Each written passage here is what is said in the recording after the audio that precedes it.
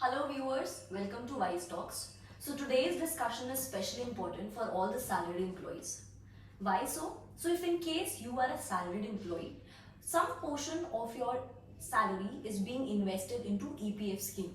Obviously, if 12% of your basic salary and dearance allowance is being invested into EPF, so you should be or you must be knowing about what is EPF and what are the various jargons involved in it.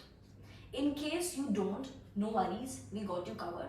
So in order to make our audience more aware about what is EPF and what are the various jargons that are involved in it, we have got our in-house expert, Mr. Ritvik Singh Rotela, Vice President at Vice Finserv Private Wealth Solutions. So welcome, Mr. Ritvik. Thank you, Aline, for having me. Our audience would be very much delighted. So can you briefly explain EPF to all our viewers out there? Surely, Aline. So EPF or Employee Provident Fund is a retirement scheme by Government of India managed by EPFO. Any earning or salaried individual is eligible to opt for EPF. Everyone, all of us, can opt to some part of our monthly salaries into this fund, and we can generate a substantial retirement corpus in the end of it.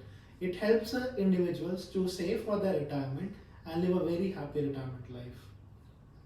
So can you tell us what is the interest that we derive from this scheme? Surely, Arlene.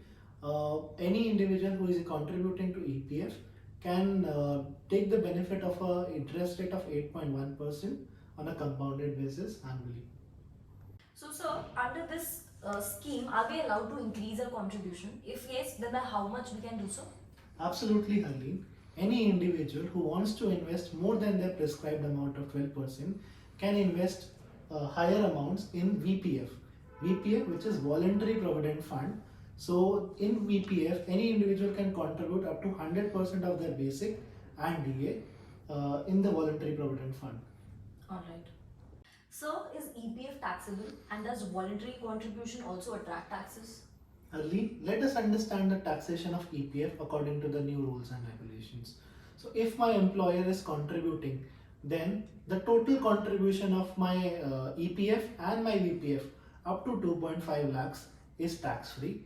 Any contribution beyond 2.5 lakhs is taxable as per my income tax slab. If I'm a government employee, then I get a tax exemption of contribution up to 5 lakhs. If my employer is not contributing, then again I get tax benefit up to the contribution of 5 lakhs.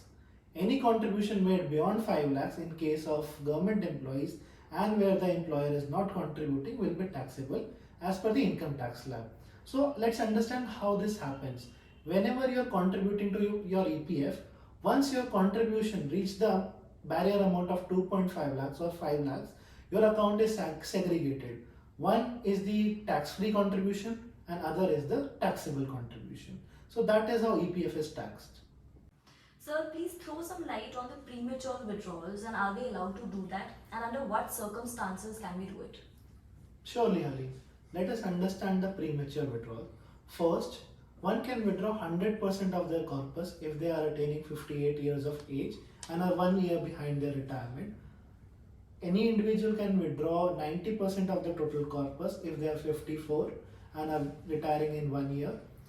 If any individual is unemployed for 1 month, they can withdraw 75% of the total corpus accumulated, and if they are unemployed for the next 1 month, they can also withdraw the remaining 25%.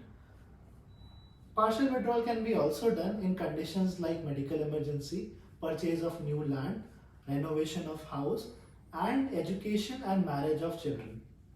Well, that was a very insightful session. I hope all the viewers now know what is EPF and all their apprehensions are now resolved.